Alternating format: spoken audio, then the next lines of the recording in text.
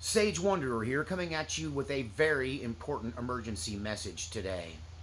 Before we get into the dark details of this message, I want to thank you for supporting this channel with your thumbs up, your subscription, your sharing of videos, and most importantly, your financial support, which allows me to continue the difficult work of preparing these videos and this content for your consumption. And I hope that you continue to support this channel through the links in the description below to PayPal, to Cash App, and to my post office box. Before we get into this dark topic, I do have a bit of good news. Little Man and Jazzy have returned to my home with their family, and they had a not very well laid out plan when they left, and the wheels came off, and I got an emergency call from them a few days that they were stranded, homeless, and needed help again, and I was more than happy to bring them back to my home, back to their home where they've lived for the past more than a year. And I think they learned a thing or two about how hard it is out there. And so I got the kids back under my feet, and I thank the Lord for that because they bring me so much joy. So America is currently undergoing a catastrophe of unprecedented parallels. There's something going on right now that hasn't happened in American history, and not even back to the Native American days has this region come under such destruction. What I'm talking about is the aftermath of Hurricane Helene and the massive flooding in North Carolina and Tennessee. And, you know, the Bible tells us of faith, hope, and love. The greatest is love. And that word more properly defined would be charity. Of these, the greatest is charity. Charity is that basic human love we have for one another. That thing inside of you that can't stand to see someone else suffering. That voice inside of you that says, you've got to help this person. They need your help. You can't just sit idly by and do nothing. And charity is something that demons hate. Demons hate that inherently good nature of humans. They hate that godly impartation into our souls that makes us uncomfortable with seeing other people suffering, that makes us want to spring into action and do things. And the devil hates that. If he could do one thing to win over this world and destroy God and his kingdom and bring humankind into submission and slavery, it would be to mute, to silence that inner voice of charity. If they can destroy that love we have for one another, they can do anything to us. Furthermore, they can influence us and make us do awful things to each other. And so these demons have infiltrated every institution. These demons that hate charity and love have infiltrated our government. They have infiltrated our schools. They have infiltrated our fire departments. These demons have infiltrated our police forces and sheriff departments. They've infiltrated FEMA. They've infiltrated the National Guard. They're everywhere in our government. And they hate that you have a charitable heart. And they are hard-pressed to stop you, but they are doing everything they can to prevent help from coming into Appalachia, from coming into North Carolina and Tennessee, where people's homes have been destroyed. People are trapped on the side of mountains. People are trapped on islands with water running in both directions. People are living in primitive camps. People are trying to forage for food. That all the government has done is establish a perimeter and prevent help from coming. That has to come through their authority. It has to come through recognized channels. We're in charge here. How dare you as individuals go in and try to help someone? How dare you have charity? The churches that haven't been infiltrated in the region are also being hit by, I've got a fly. This is just after my camera. Get off of there. I got a piece of them that time. Maybe you won't come back. I'm not going to start over because I'm on a roll. The churches that do still have the love of God, that still do have that voice of charity in their head, many of them, their churches have been destroyed too. Many of them are hard-pressed just to help the people in their own group. And so you combine that situation with the situation of churches who never had any intention of helping people, who that's not even on their agenda. They're just trying to figure out what they're going to do with their wrecked church, or what they're going to do, how they can profit from it. I'm telling you, our churches have become corrupt. And those that aren't, those that do have charity, those that are trying to help are being stopped. They're being turned away. There are roadblocks surrounding these isolated areas where people are dying. People are dying right now. They're starving to death. They're dying of thirst. They're going without medical care. They're dying of exposure. And the government has got them sealed up. And only they can bring in approved supplies. But the problem is, there's no money. FEMA announced they're bankrupt. They don't have the money to help these people because they gave it all away to migrants. That they gave them these gift cards with thousands of dollars on it. They gave them cell phones. They gave them rent vouchers. They put them up in luxury hotels. They fed them. They clothed them. And they gave them all kinds of help to the point where they don't have any help for the people of North Carolina and Tennessee. The Tennessee Emergency Management, the Tennessee version of FEMA, has told people in Tennessee, we don't want your help. Don't try to help your neighbor. Don't bring any goods up here. Don't try to enter the area. We have it covered. And they're doing nothing. A FEMA whistleblower came out and said there are teams of FEMA workers that have been deployed to the region but are sitting in hotels eating vending machine food, waiting for their orders. That they're there, but they're not been deployed. Same with National Guard. They're ready to go, but nobody's pushing the button. Why is that? Because demons hate charity. The demons have said, we brought this destruction to bear, and how dare you try to help the people that we're trying to destroy? They've infiltrated our charity and our charitable organizations. They've infiltrated the Red Cross. They've infiltrated FEMA. The things that are put in place designed to help Americans in this exact kind of situation. And they're sitting on their hands. Not only that, they're using their authority to put circles around these regions and not let you come in. There are stories of people who brought their private aircraft in to rescue people. And they're being told, you're grounded. Don't you go back and get any more people or we're going to arrest you. There are people that are trying to smuggle. They have to smuggle in relief supplies, because if they just bring them in on the main access route to these areas, they're being confiscated by FEMA, put in a warehouse, and they're sitting on it. They're literally violating these people's Fourth Amendment by seizing private property for use in these, and not letting you bring the supplies in. They're seizing this property, your private property, your trailer full of stuff that you brought to help. They're taking it from you illegally. That's a violation of the Fourth Amendment. That's an illegal seizure. They're seizing the goods that people are trying to bring in. There's one gal on TikTok who's talking a lot. She is part of the civilian groups that are trying to bring help in, and they have to literally treat this like a war zone. They have to find out where the FEMA checkpoints are, where the sheriff's checkpoints are that are preventing their access, and they have to find a way around. See, I encountered this when I successfully helped a lot of people during Hurricane Katrina in New Orleans. And the only reason we were able to get things in is because there was a lot of roads going in and out of that metro area. And they didn't have enough resources to shut them all down. And through insider information, because we had a church on the inside of the disaster zone that we were working with, they were able to tell us which of the checkpoints were only manned during the day and which were unmanned at night.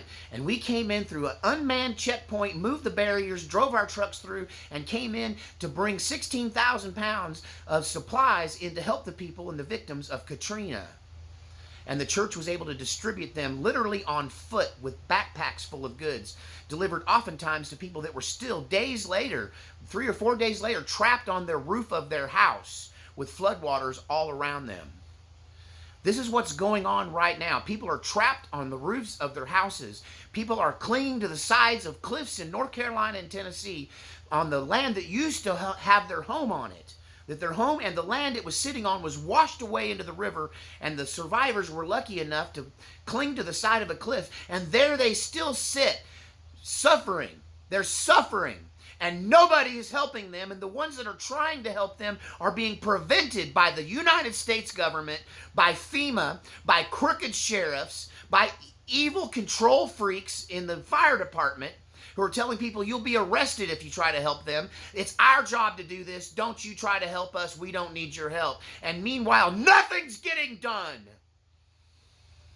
I sat on this video for hours this morning because I was afraid that I am so filled with sage rage and righteous indignation over this that I was going to say something that was going to get me arrested. But it's time to resist the evil in our government. It is time to resist the evil that has penetrated. We have got to stand up to them. They have got to let us execute our charity and our love on these people, or we've got to fight them to do it. Fight them by any means necessary. I'm just beside myself. And you know, your mind can't go too far without going, if this was California, I bet they'd be getting some help. If this was Washington State, I bet they'd be getting some help. That they don't want to help these rural folks in North Carolina and Tennessee because MAGA, because they're Trump supporters. There, I said it. Come to my house and make a big deal out of it. I said it. I think you're letting these people die because they're not politically aligned with you, and you're evil demons in control of FEMA and most of our national government. It's time that we do what we need to do, and we figure a way around them, over them, or through them. And part of my frustration is my age, right? At first I said, there's a lot of patriots between me and Tennessee. That somebody is going to stand up and do something, and I have to let them because I'm too far away. And then that distance, the more urgent I heard the problem was, that distance meant less to me. And it then boiled down to, I don't have the resources and I'm an old dude. Like, I took Little Man and Jazzy and their family down to the Catholic carnival at the local Catholic diocese, and for a family outing. And just a couple hours out in the sun, I was done for the rest of the day. Like, I'm just getting too old, right? All I have left is a very useful mouth. That I'm a pretty good mouth right now. And if you aren't enraged about what is going on in North Carolina and Tennessee, you need to turn off the morphine drip of mainstream media, get onto TikTok, get onto YouTube, and listen to some of these people on the ground tell their story of how they were threatened if they didn't ground their aircraft and stop rescuing people, that they were going to be imprisoned. If they didn't shut down their soup kitchen that wasn't up to commercial standards and stop feeding people, that they were going to be arrested. If they didn't turn over that truckload of chainsaws to the local sheriff, that he was going to arrest them. What's he going to do with that truckload of chainsaws? That they are intercepting the little bit of meager supplies that are making it into there. I saw a video on YouTube where this guy walked through his proof to show you that this is happening. He's a long-haul truck driver. He logged into the national database of goods that are being transported. Right? There's a database where you can go look for loads when you're a trucker, and what loads are being offered. Nothing is being trucked within 150 miles of Ashland, North Carolina. That devastation in North Carolina, nobody's sending anything. FEMA's not sending anything. There is no help coming. There's a few control freaks, handful of men involved in the sheriff's department or a fire department that said, it's our job, we're going to do it, and they can't do enough, and they're using a lot of their energy preventing you from doing anything. See, demons hate charity. Demons hate that inherent love in humans that can't stand to see another one suffer.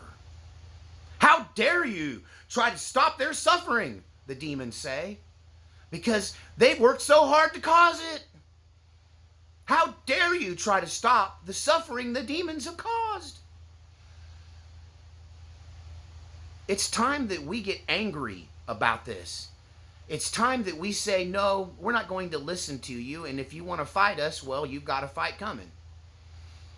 It's time to drive right through those checkpoints and give them double middle fingers. I'm sorry, you're not going to hear that from a preacher too often, but they just need to say, no. We're going to do what we're going to do, and you try and stop us. You just try and stop us. See what happens. You try and stop us. Several of my Second Amendment YouTube people that I watch on the regular, and I think some of them might watch me as well, they've had their entire shipment of goods that they collected flew in on private plane, and it got seized on the ground by corrupt sheriffs who say, no, you're not authorized to distribute. Only we are, and we'll distribute them. Really? When? How? To whom? See, nothing is being done. Now, the sky seems to be, as of late, full of helicopters, but what I'm hearing is that the National Guard helicopters and the FEMA helicopters and the TEMA helicopters that might be circulating in the area are not rescuing people. They're not bringing in supplies. They're only looking for dead bodies, which leads me to another YouTuber who happened to be at the airport when a private jet lands with 4 FEMA agents on it, 4 FEMA executives on it. Apparently that's all they could send because they were too busy at the border. They were too tied up at the border to come to North Carolina and Tennessee and help people. And they flew in here and they heard a discussion. They overheard a discussion in the airport between FEMA executives and people who were trying to what's the word I'm looking for? Formulate some kind of a plan to help people that are stranded in there. And one of the people said, the death toll of this is going to be way bigger than anybody thought. Take the number you think are dead right now and add 2 zeros to it. That their main thing they've been doing is going around and collecting the dead and doing nothing for the living. And I'm afraid that they will also try to cover up the number of people who actually died from this.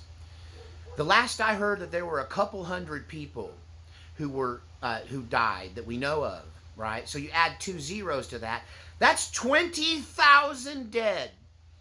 If that FEMA person that was overheard knew what they were talking about at all, that there is more than 20,000 people who have died from this hurricane and the flood aftermath and the isolation and the exposure to the elements and the lack of water and clean hygiene and the lack of food and medical care, medical attention. I wish I could tell you what organization to give money to, but quoting one of the people on the ground in the relief effort, you can't eat money. That they're not able to get the actual supplies in, no matter how much money they got. That money's not the problem. It's these people with their roadblocks standing in the way saying, no, we'll take that. Sure. And then doing nothing with it. As far as I know, there's only one organization that's having any luck at all. It's called Samaritan's Purse. I heard that from one of the YouTubers. And they're able to use church channels because sometimes churches have more leeway, right? These FEMA and these other organizations are a little bit afraid of churches because churches often have lawyers, and churches will file lawsuits. They will file charges against you for violating their Fourth Amendment rights because they have an organization, and there's enough history there that the government kind of stakes a wide step around churches, but there's just not enough churches doing something. So there's Samaritan's Purse, which might be able to do something. And then there's another group of men who just got on ATVs and loaded down with chainsaws and gasoline because they're starting to clear these roads. See, FEMA says they won't help these people in the rural areas because they won't go where they're not easily accessible. So they're setting up all these places where you can come and get help, but you can't get there The bridges have all been washed out. The roads are covered in debris. There's trees down everywhere. People are stranded in the middle of these mountains, and they can't come down. And there are stories coming out now of groups who send the strongest men to go get help. And some of these men have walked down out of these mountains. And the ones that are coming out haven't eaten for days. And they are told, we can't do anything. You can't go back up and help the people you left behind. We'll get to them eventually. We're doing the best we can, they say. But there is a group of men working with Johnny B, who's a Second Amendment news channel, and he also is a funny meme guy. And he has an organization of men who just went up there with ATVs and chainsaws and started clearing the road. Because FEMA and emergency support and rescue are not coming to them. In fact, they're being prevented from going there. They're being told they can't go there, the ones that do want to. And the private individuals and churches and charitable organizations are being turned away, and their supplies are being stolen. And they're being given the reason because the roads are inaccessible. You can't really get there from here. We'll find a way to get this stuff to them. Meanwhile, there's a group of tough men with chainsaws on ATVs who are up there sawing up trees and clearing roadways so that trucks can get up to so they can clear the roads for FEMA. You know, back in the day, the Army Corps of Engineers would have been out there with giant green bulldozers, pushing that stuff out of the road and moving it and clearing the roads to get to these people to help them. But that's not happening because they spent all the money on the immigrants. The blood of these people are on their hands. FEMA is guilty. The federal government is guilty. When Joe Biden, the president of our United States, was asked about the storm, he said, "What storm?" Oh yeah, those people are getting everything they need. No, they're not. You're a liar. Don't seem like much of a sermon for Sunday because Sage Rage is in full bloom here.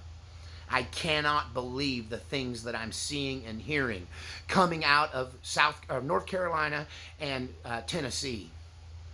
And I want to give a shout out I got one viewer I know for a fact that's in the mountains of Tennessee. I think he might be in some of the area where this got hit. I don't know specifically where you're at. My Cracker Barrel buddy, you know who you are. Been a great supporter of this channel. I'm worried about you. If you are alive and well and can communicate, please send me an email, right? So I can put my prayers someplace else because I've been praying for you, buddy, because I feel like you're probably in it. You're probably in it. And a lot of these people that got hit, these rural people, they were of the prepper type. But your preps mean nothing when your house full of stuff gets washed off its foundation and thrown into a river, and you find yourself diving off the roof into a debris-strewn river trying to swim to the shore. And you get to the shore with nothing but the wet clothes on your back, feeling lucky to be alive. Yeah, your preps don't help you much when your entire homestead gets wiped off of the map. There are entire small towns that are just gone, and the survivors are huddled together, praying that someone will come, and nobody's coming. Unfortunately, it may be too late for some of them. This concerted effort to stop charity from coming to their aid, this demonic plot to stop us from helping, tell us we're not authorized to help. I'm breathing. I have a pulse. I have a heartbeat. I'm authorized to help by God Almighty. Who are you to stop me? But that's what they're doing. They're stopping them. I often wonder why God keeps me so restricted. Like I don't really have a good vehicle to go. I don't have enough money to make a difference.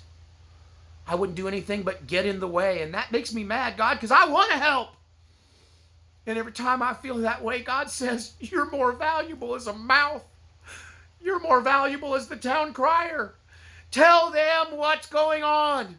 Spread the word. Send up the alarm. The devil has gotten control of our charitable organizations and our emergency management organizations. You know why? Because demons hate love.